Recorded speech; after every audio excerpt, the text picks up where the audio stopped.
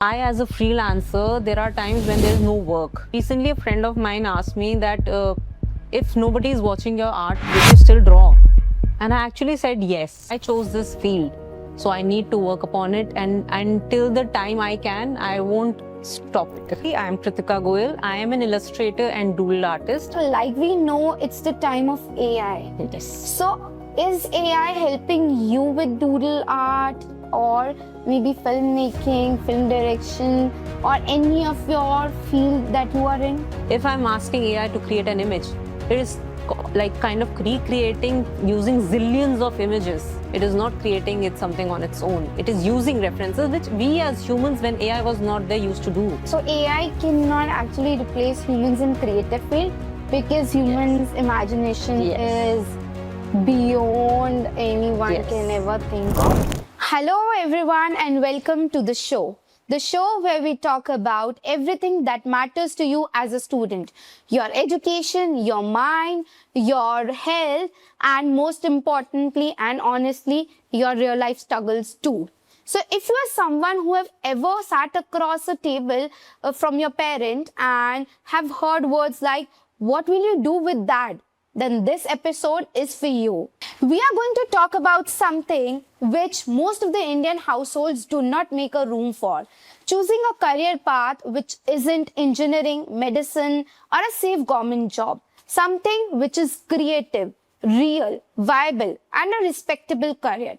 And what it takes emotionally and practically to choose one. And to help us unpack this, we are joined today by someone really special. She is a doodle artist and an illustrator with a background in film direction who have spent years telling stories either through few strokes on the paper. She has also gone through a lot of emotional pressure, questions, self-doubt, and the doubt by the family members and relatives. So she would be talking in detail about her struggles.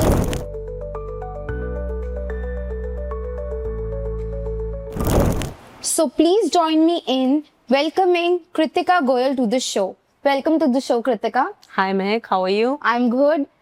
So before we start with the round of questions, would you like to please introduce yourself to our listeners, a little bit about your background, your hobbies? Yes, so basically I'm Kritika Goyal. I am an illustrator and doodle artist.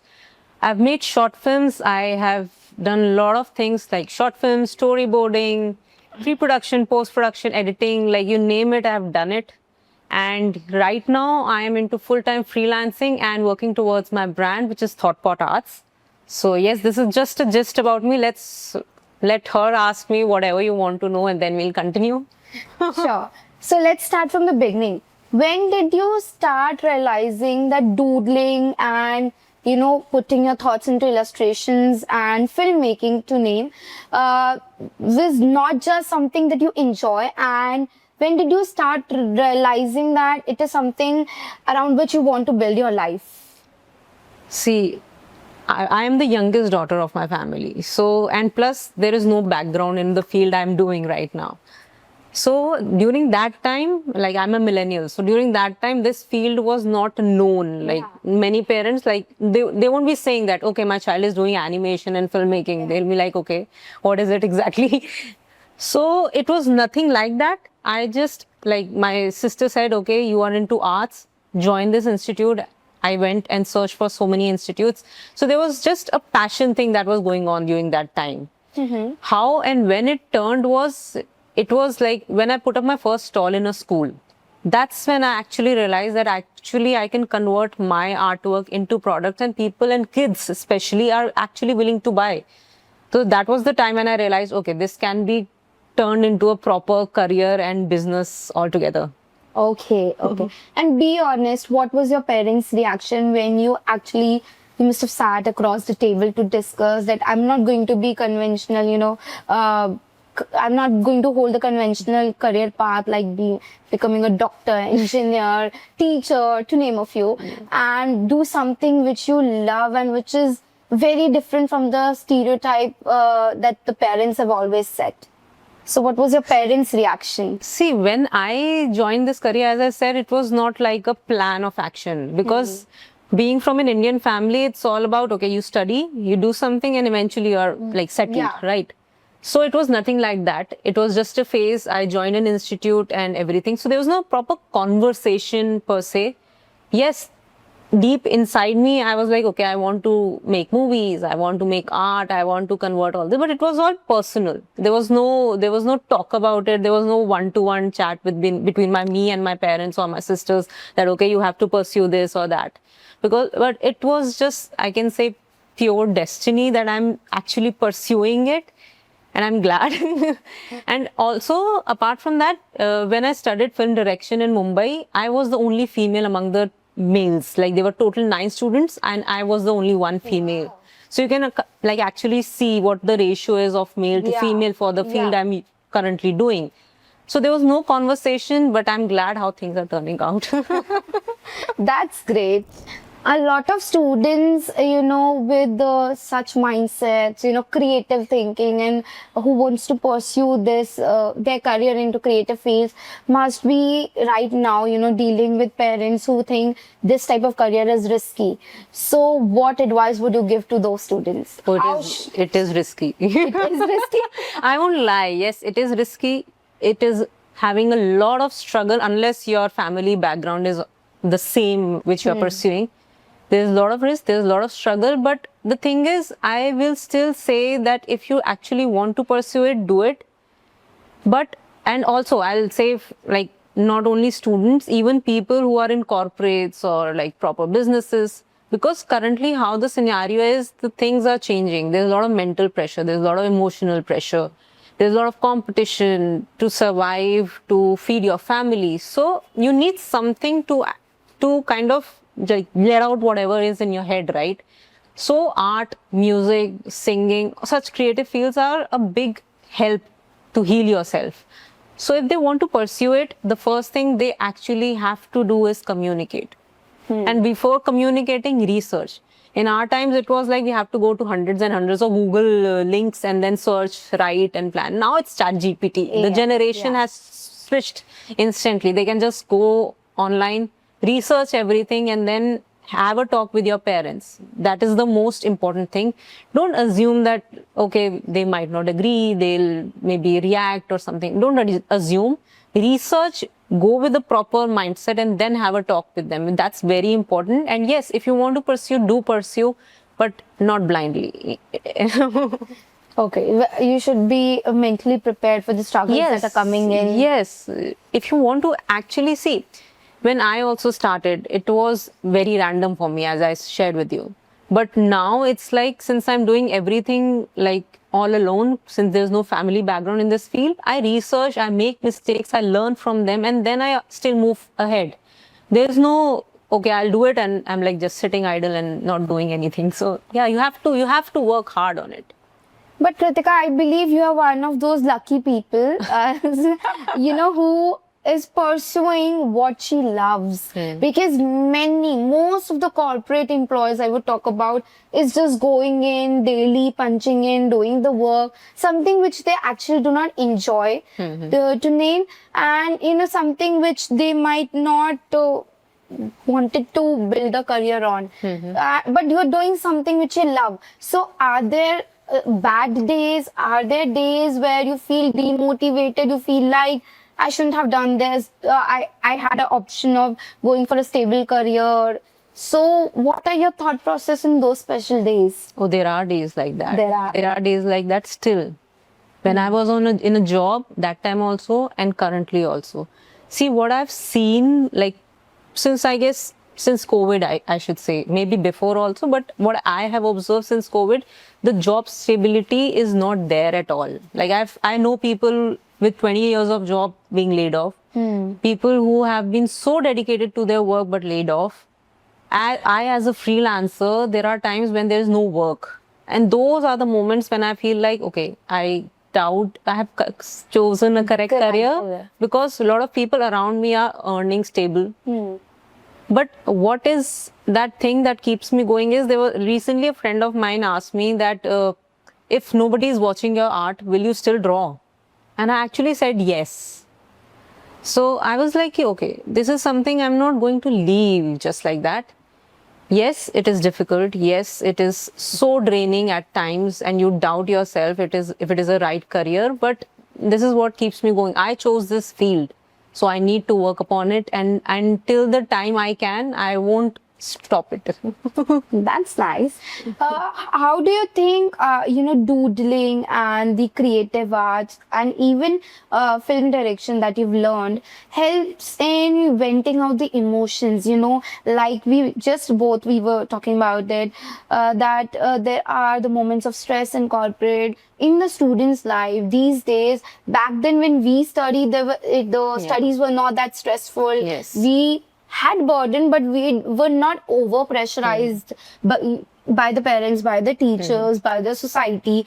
But today there is a zeal in people, the students, to do something, but also they have added pressure. So how does this creative art feel helps in venting out emotions? So basically, doodling is something like you don't have to learn it. I guess you also must be doodling when you used to study, like corners of your books. I used to turn when the teacher is teaching, I'm used to go to the end of the page and doodle. I still do. When the client meeting is going on online, I'm doodling like this. Now they must be knowing that I'm listening or I'm drawing. So yeah, you don't have to be like a special education, get a special education to do doodling. But yes, it helps. Like it has helped me in my toughest of times. Like when you can say when nothing was there to look up to, this art, this doodling was there with me. So as I said in the just now, that people who are in corporates or students or anybody, even you if you want to, although you are in a creative field, but if you can select one thing just to let out whatever is going on in your head. For let's say for corporates, they are having a very tiring week altogether, but they can keep one day or some time of their week just to maybe sing. They want like draw. You don't have to showcase it. Even if you want to, now there is digital media, right? Yeah, social media, you can showcase it. A lot of people are doing it. And I see people appreciating each other. Yes. There were times when people used to bully. Bullying is still there, but people appreciate such small efforts that we are making for ourselves. Yes. The self-love is so much into here. Yes, a lot of people are actually leaving their corporate jobs to kind of pursue whatever passion they just kept it on the side. Because few people have struggled to prove it that yes, you can do this. Your passion is something you don't have to leave behind just for earning money. You can earn. You're a perfect example of it. You can do both. You can do both. I'll just say just like so like you have to keep something on a creative side just to relax and live your life along with that earning aspect, because it is going to be really tiring as time goes by. Kritika, what would you tell your 16-year-old self? If you can go back in time, and what would you tell your 16-year-old self for choosing an unconventional path? I'll say just don't lose hope. Don't listen to outside noises. There are going to be people who are not going to support you. There are going to be people who are not going to like what you do. There are going to be comments which are going to be like, okay, why did he or she say that? But just don't lose hope. Believe in yourself. Take one day at a time. Look after your health for sure. And yes, believe yourself. Move forward even in your toughest of time. Don't stop. If you believe in, keep moving ahead, keep moving forward, just don't stop. That's very motivating, Kritika. Again, what is one practical step that students must take while communicating to the parents, especially if I talk about the parents who are like, both the parents are doctors and they are doctors in their specialized fields, and they are obviously going to expect the child, for obvious reasons, to be very studious, to become a doctor or maybe engineer or something into that educational field. So what is that one practical step that students should take? As I said before, communicate. Communication? Yes. But most people fear that. I know. That's what I was going to.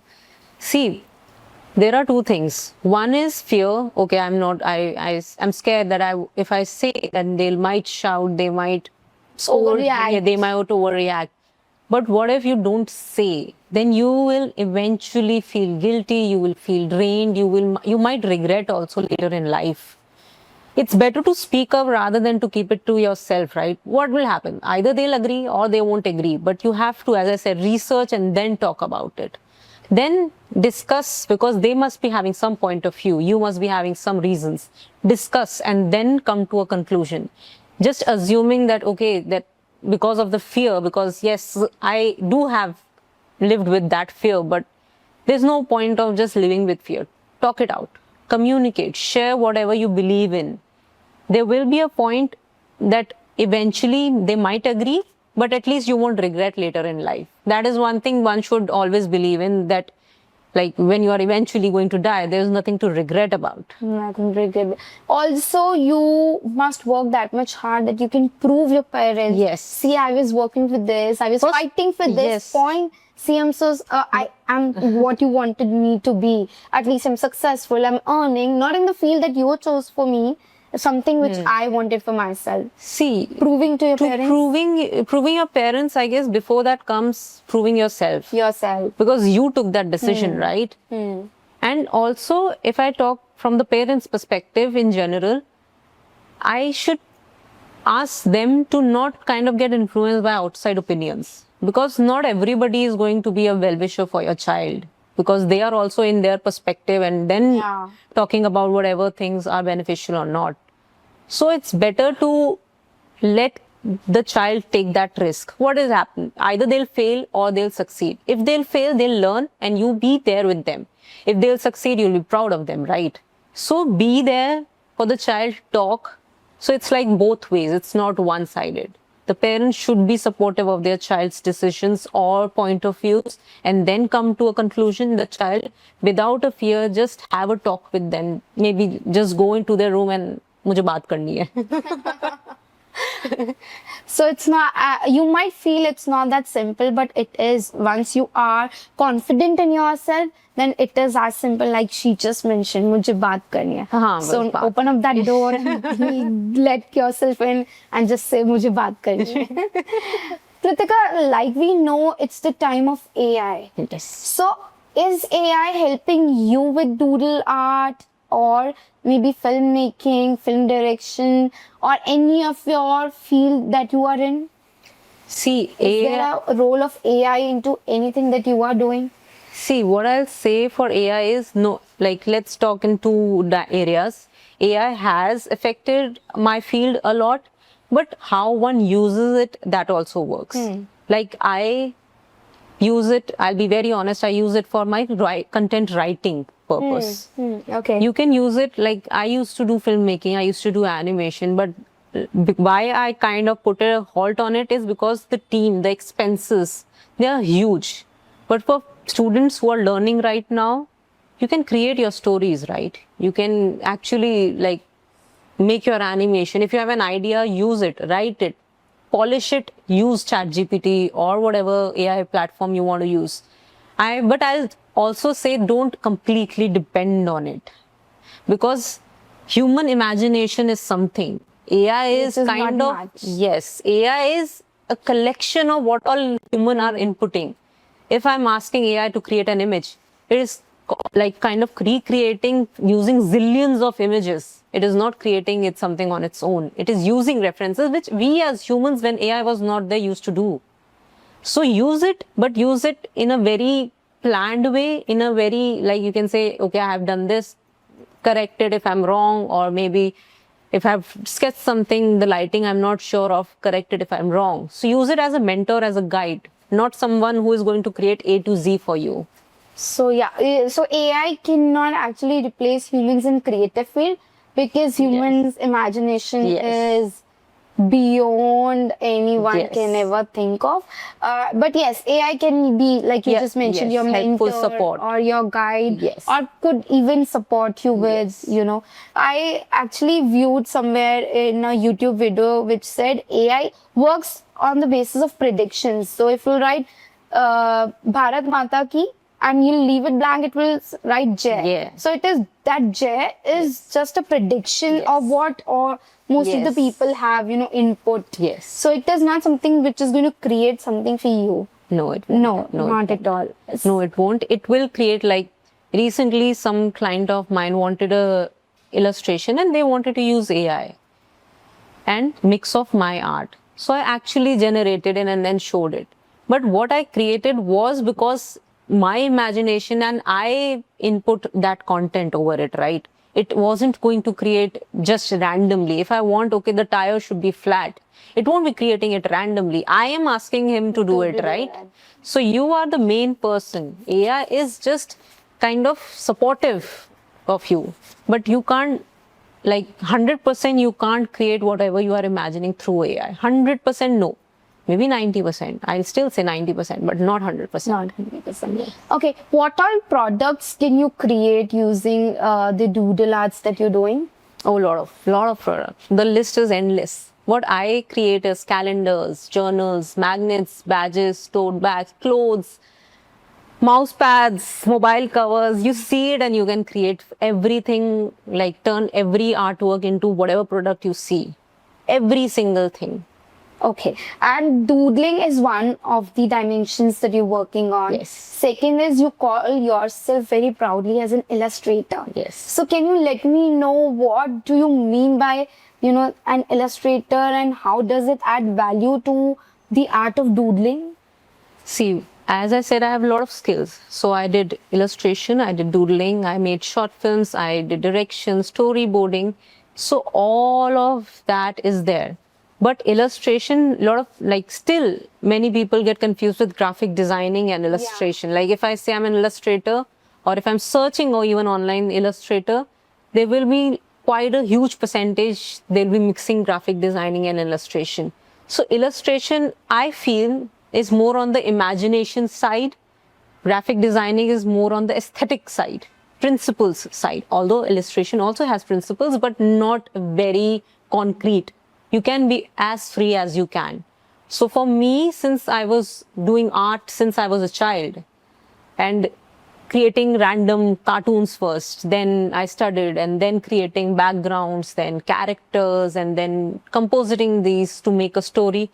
All those things, and obviously practice, which I had been doing since so many years, that I kind of compressed and put it into one. Doodling is more on the, you can say, I do conceptual doodling, like, let's say, mixture of things. I have a concept, I have to create a very dense artwork and detailed artwork. So that is a doodling part.